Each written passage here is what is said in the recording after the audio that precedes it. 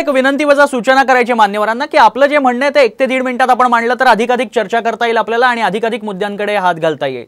पुढच्या मी प्रश्नाकडे वळण्याआधी याचं उत्तर मला विश्वासजींकडनं घ्यायचं आहे। विश्वासजी, सातत्यानं भाजप यंत्रणांचा गैरवापर करतो हे सातत्यानं म्हटलं जातं। अगदी आता संजय राऊतांनी देखील त्याचाच उल्लेख केलेला पाहायला मिळाला। आता अतुलजी त्याच संदर्भात बोलतायत, ईव्हीएम वर त्यांनी मुद्दा मांडलेलाच आहे।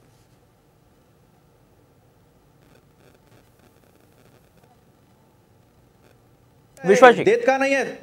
आधीच आपला पराभव मान्य करून हे रडायला सुरुवात करतात। ईव्हीएम मशीन हा एकदम आवडत्यांचा मुद्दा आहे। इलेक्शन कमिशन हा एकदम यांचा आवडता मुद्दा आहे। तेलंगणामध्ये यांना सरकार आलं, कर्नाटकामध्ये यांना सरकार आलं, आम्ही रडलो नाही, आम्ही आमचा पराभव मान्य केला आणि पुढच्या वेळेस कसं निवडून यायचं या दृष्टीने आम्ही तयारी करतो। यांचा प्रॉब्लेम असा आहे की यांना पुढचे 50 वर्ष भवितव्य काही दिसत नाहीये, ते प्रत्येक इलेक्शनच्या आधी रडायला सुरुवात करतात।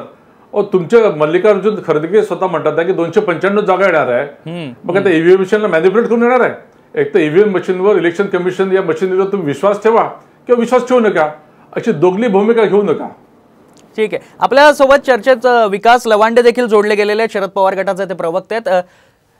विकासजी, तुम्ही चर्चा ऐकताय, साधारणतः या निवडणुकीकडे तुम्ही कसं बघितलंय? जे काही आता महाराष्ट्रात घडलेलं राजकीय परिस्थिती आहे, त्यानंतर झालेल्या लोकसभा निवडणुका, तुमची प्रतिक्रिया? तुमचा आवाज येत नाही विकासजी, आवाज येतोय आता?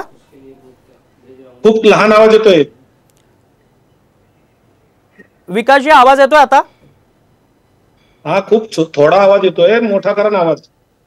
ठीक आहे, या तुम्हाला आवाज येईल अशी व्यवस्था करूयात। तोपर्यंत मी अमोल मिटकरींकडे जातो। अमोलजी, मात्र महायुतीत तुम्ही सहभागी झालात, लोकसभेला मात्र जागा कमी मिळाल्या, कुठेतरी लढवायला कुठेतरी अन्याय झाला? अजिबात अन्याय झाला असं आम्ही म्हणत नाही, कारण आमची एक जागा आमच्यासोबत महायुतीमध्ये सहभागी झाल्यानंतर खासदार तटकरे साहेबांच्या रूपाने एक जागा लोकसभेची आमच्याकडे होती। त्यानंतर आमची मागणी होती, कारण मागणी म्हणून करायला हरकत नाही, 9 जागेची मागणी होती, पण एक जागा मित्र पक्षाला सोडली आणि 4 जागा ज्या ठिकाणी आम्ही चांगल्या प्रकारे लढू शकतो अशा जागा आम्ही मागितल्या।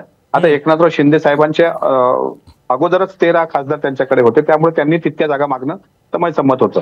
त्याच्यामुळे आमच्यावर कुठं काय अन्याय झाला असं आम्ही म्हणत नाही। आम्ही ज्या जागा मागितल्या त्या रीतसर सन्मानाने दिल्या। ठीक आहे, नाशिकची जागा आम्हाला अपेक्षित होती की नाशिकची जागा आम्हाला मिळाली पाहिजे, पण ती शेवटी वरिष्ठ नेत्यांनी त्यावर सगळी भूमिका घेतली आणि ती आमची इच्छा नव्हती, केंद्राची सुद्धा इच्छा होती की भुजबळ साहेबांनी नाशिक लोकसभा लढली पाहिजे। सर्वानुमते एक निर्णय झाला आणि नाशिकची जागा मित्र पक्षाला सोडली, म्हणजे महायुतीला सोडली। आम्ही आमच्या दिलेल्या जागेवर समाधानी आहोत आणि उद्या समाधानकारक त्याचा निकाल पण आपल्या समोर येणार। ठीक आहे, तुम्ही अगदी इंटरेस्टिंग मुद्दा खरं तर मांडला या चर्चेमध्ये, तो त्या संदर्भात चर्चा करूच आपण। मात्र मला विकास लवांडेंकडे जायचं।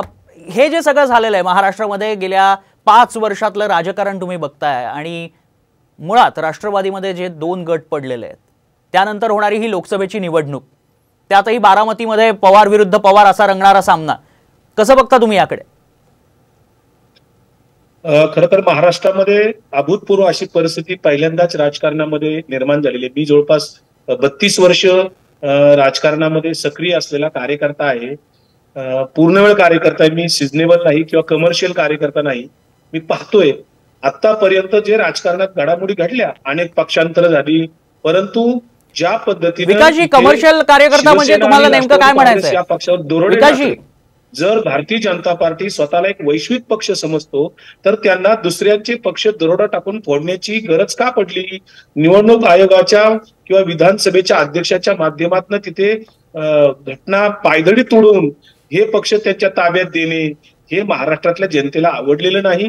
राज ठाकरे सारखा एक कार्यकर्ता सुद्धा त्यांना भाड्याने भाषण करण्यासाठी घ्यावा लागतो ह्या वैश्विक पक्षाला, आणि भारतीय जनता पार्टीने या महाराष्ट्रामध्ये जो काय राजकीय हैदोस घातला हे महाराष्ट्रातल्या जनतेला आवडलेलं नाही, आणि म्हणूनच महाविकास आघाडीच्या सगळ्या उमेदवारांना त्या ठिकाणी मतदारांनी स्वतःहून निवडणूक हातात घेतलेली आम्हाला दिसली आणि लोक स्वतःहून पुढे येत होती। लोकांना ही राजकारणातली जी काय घसरलेली नीच पातळी आहे ती कुणालाही आवडलेली नसल्यामुळे महाराष्ट्रातले जे लोक होते ते जागृत झाले। त्याचबरोबर नरेंद्र मोदीचं 10 वर्षातलं जी अँटी इन्कम्बन्सी आहे जे आता भारतीय जनता पार्टीचे लोक सारखं विकास विकास विकास सांगतायत किंवा अजितदादा पवार सांगतायत की आम्ही विकासासाठी तिकडे गेलो, एकनाथ शिंदे सांगतात आम्ही हिंदुत्वासाठी तिकडे गेलो, प्रत्यक्षामध्ये यांना विकासाची व्याख्या यांची काय आहे अद्यापर्यंत कळलेली नाही किंवा ठीक आहे ना, त्याची उत्तर घेऊ आपण विकासजी. पण तुम्ही एका प्रश्नाचं उत्तर नाही दिलं. तुम्ही म्हणालात कमर्शियल कार्यकर्ता नाही. कमर्शियल कार्यकर्ते आहेत म्हणजे थोडक्यात दुसऱ्या राष्ट्रवादीत कमर्शियल कार्यकर्ते म्हणजे भाषण द्यायला सुद्धा लोक पैसे घेतात, व्याख्यानं द्यायला सुद्धा लोक पैसे घेतात, असे खूप लोक महाराष्ट्रामध्ये आहेत. त्यांना नंतर आमदारकी सुद्धा मिळते. असे लोक आहेत ना, कमर्शियल व्याख्याते मिळणारे असे लोक महाराष्ट्रात आहेत. तशातला मी नाहीये. दुसरा मुद्दा, महाराष्ट्रामध्ये जे काही शेतकऱ्यांचे प्रश्न होते त्या संदर्भात कुठल्याही शेतकऱ्याने त्या ठिकाणी ते सहन केलेले नाही. संबंध शेतकरी अगदी नाशिकला तुम्ही पाहिलं असेल, कांद्याच्या माळा गळ्यात घालून लोक मतदानाला गेलेले आहेत. आणि महागाई असेल, बेरोजगारी असेल किंवा गुजरात दार्जिलिंग निर्णय असतील, महाराष्ट्रातलं महाविकास आघाडीच्या लोकांनी सर्वांनी हा प्रचार घरोघर पोहोचवण्याचं काम केलं. अतिशय चांगल्या पद्धतीने आम्ही प्रचारात यशस्वी झालेलो आहोत.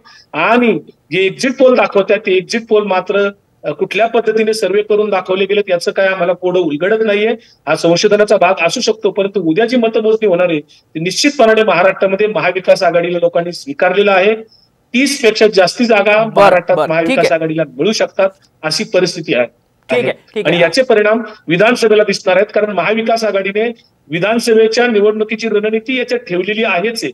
आता लोकसभेच्या पोटात विधानसभेच्या निवडणुका शिजलेल्या आहेत. मुद्दा लक्षात आला. काळात विधानसभेमध्ये